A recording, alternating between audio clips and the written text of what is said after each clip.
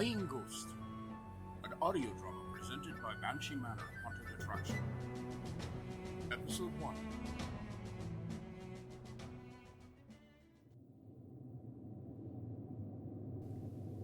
Annie, I swear, you look like a little girl on her way to Disney World. Rob Seals, do not make fun of me.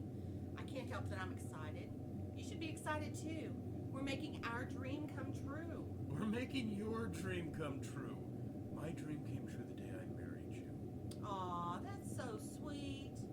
Don't worry, I've already decided you're getting laid tonight, so you don't have to butter me up. Stop talking dirty to me, and keep an eye out for that realty sign. Barnett said it was 5 miles outside of Huntsville. It should be just ahead, but everything is so overgrown it might be hidden. No, I see it. Slow down or you'll miss the turnoff. Wow, you weren't kidding about everything being overgrown. Better put that on the to-do list, that this road needs to be widened and smoothed out. I really don't want to be responsible for anyone's fancy ride. Oh, I don't see it yet. Are you sure this is the right road? Yes, it's the right road. Mr. Barnett said it's about a half mile from the turn. There it is. Oh my God, I can't believe it. There it is. Look, Rob. I am. Well, what I can see from all the overgrown grass and wildflowers. Oh, that's just superficial. Look at the house, Rob. It's exactly like I imagined it from the realtor's description.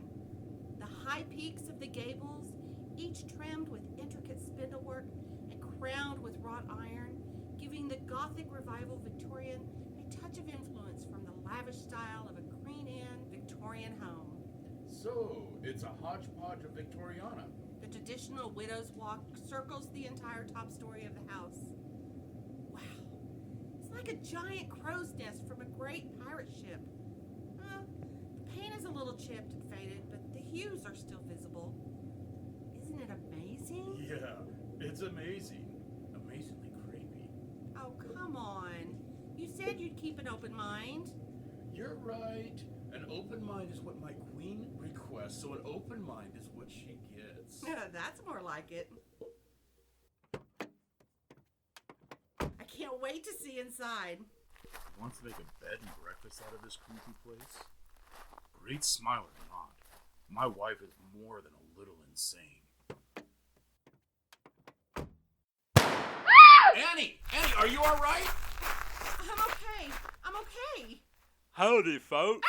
Damn it, dude, what the hell? You just gave both of us a heart attack. Sorry about that, folks, but I didn't figure you wanted this big old black snake crawling into bed with you tonight. You must be the new owners. The Seals? I'm Jess, the caretaker Mr. Barnett hired for y'all. Hi, Jess. Please call me Annie. This is my husband, Rob. We just didn't expect anyone to be here, much less shooting at us. You scared the shit out of us, is what you did. But hey, you've got a gun, so I'm gonna say no hard feelings, dude. My fault. I didn't expect you quite so early. Well, I reckon you be wanting to look around. Yes. And I want to hear all the stories too, Jess. Mr. Barnett said you grew up around here and that you know all about the ghost stories. You know about the ghosts? Well, of course. So you're telling me you knew this place was haunted before you bought it? It's all her idea, dude. I just provided the bankroll. Why, sir, what's a southern bed and breakfast without a few ghosts to scare off the Yankees? Well, if that don't beat all, I never heard the like. Well, come on then. Let me get the door opened for you. Rob, come on, you're going to miss this. All right.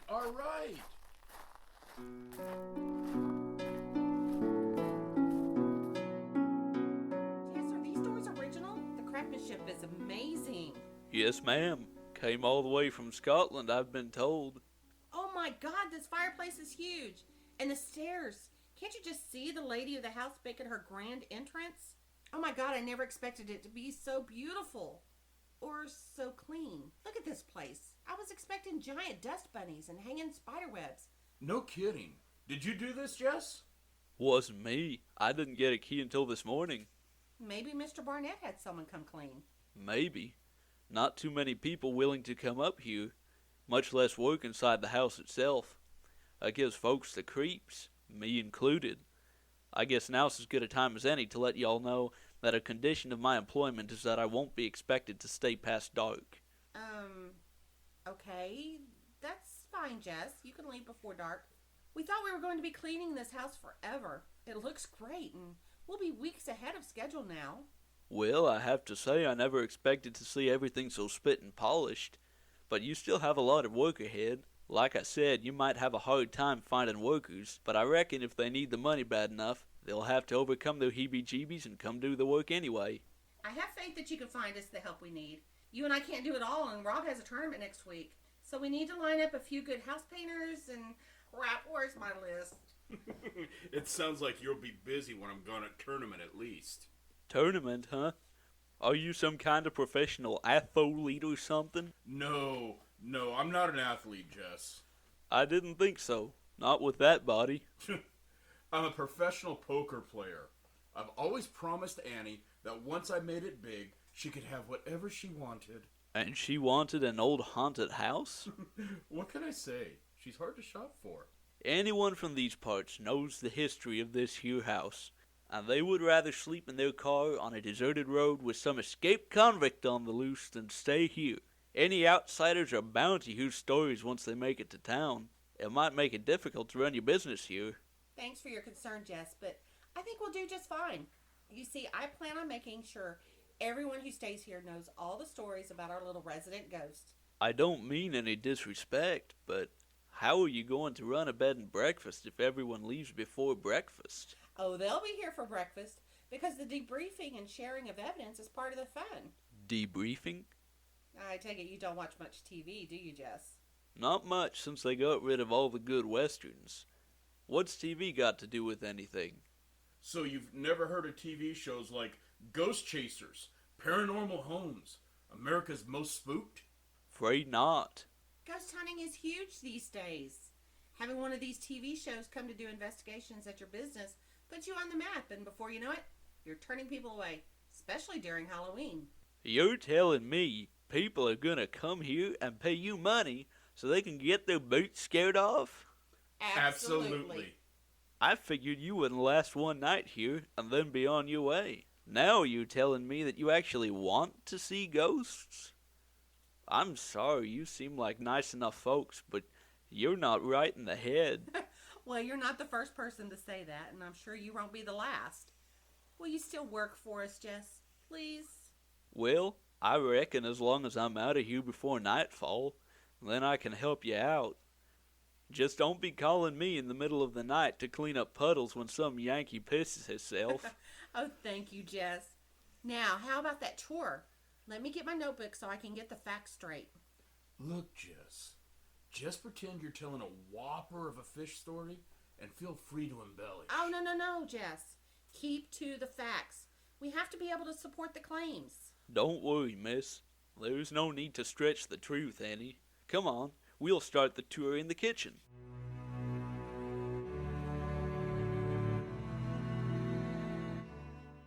Thanks for the tour, Jess. This house is more than I imagined. Did you know the family who built the house?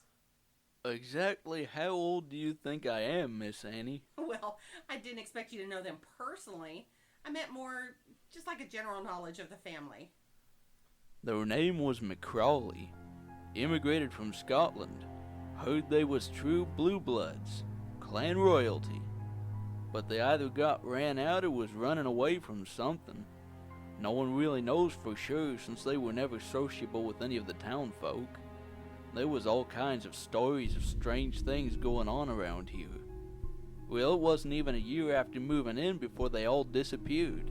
Just up and abandoned the house and everything they owned. What do you mean, disappeared? No one knows where they went? Nope. No one saw them leave. The cook came to work one morning and not a soul in sight. Tell me about the murders, Jess. Well, the way I heard it was that the first family to take over this place after the McCrawleys was the McGraws, some distant kin. The oldest son, Jacob McGraw, got in an argument with his pa one night and grabbed the fireplace poker and ran him clear through. The mother got killed too, but I think that was an accident. Apparently, when she tried to stop the boy, she got knocked down and hit her head on the hearth. They found the son hanging from that big tree out back. I reckon he was so overcome with guilt that he strung himself up. Just as well, 'cause that's what the state would have done to him anyway. What were they arguing about? No one knows for sure. Also, the children, along with the young maid, disappeared round about the same time. Folks figured they went back to wherever they came from. So it's the parents that are haunting this house? Maybe, but since they ain't the only ones who died here, it could be someone else. What? You mean other people died here too? I thought it was just the McGraws. Oh no, strange stuff's been going on here for near on a century now, from when the house was first built and as recent as about 5 years ago. I thought no one had lived here in 30 years. Well, staying one night doesn't constitute living here, does it? Several people have bought this place for one reason or the other and didn't stick around. Okay, so what about the last people to actually live here? They were here longer than one night, right? Sure, that'd be Mark and Sandy Barnett. Mark is Mr. Barnett's oldest son. When Mark and Sandy got married, Mr. Barnett gave them this place as a wedding gift. They got married June 1st, 1989, and Mark shot her between the eyes on exactly 1 year later. Then he turned the gun on himself, but somehow he missed and only grazed himself. Been sitting in the state mental hospital ever since. That's horrible. Why would he do such a thing? Well, rumor has it the house told him to. There were others in between those. Mysterious disappearances and murders. The place is just jinxed. Okay, this is getting too creepy for me. I'm going out for a smoke. Oh, honey, can you bring the bags in? What? Well, there's no need to drive back into town, is there? I mean, the house is in such great shape, we might as well stay the night and start getting the feel of the place, right? I married a crazy person, didn't I, Jess? Oh, ignore him. And trust me, if I ever shoot him between the eyes, it'll be because he's being an ass, not because the house told me to. Miss Annie, it's up to you if you stay tonight or not, but I think I'll stick to my conditions and be out of here before nightfall. Here's my cell number. Call me if you need anything. Do we get cell phone reception out here? You do, but it's iffy at times. The landline should be connected by next week. Ma'am, since you ain't got no food here, perhaps you should still go into town tonight. Oh, don't worry about us. We've got a cooler of sandwiches and soda. We'll be fine. See you tomorrow, Jess. We can meet in town at the paint store around 9 o'clock. See you then, ma'am. It's been a pleasure. Good night, Mr. Seals. Good night, Jess. Hey, do you think there really are ghosts here? I'm leaving before dark, ain't I?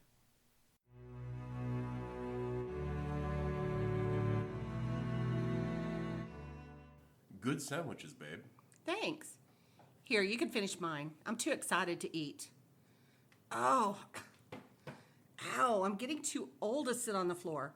Why did we decide to eat in here instead of the table? Oh, yeah, we were trying to be romantic. So, did that old man scare you today? You know I don't scare that easy.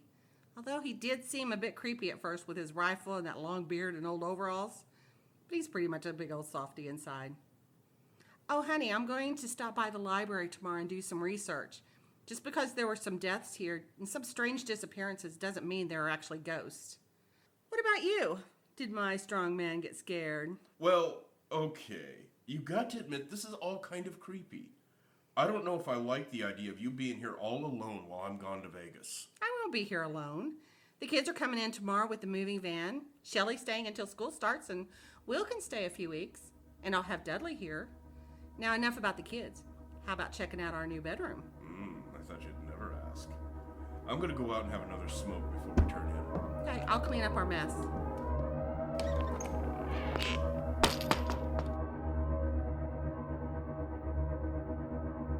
Oh my God!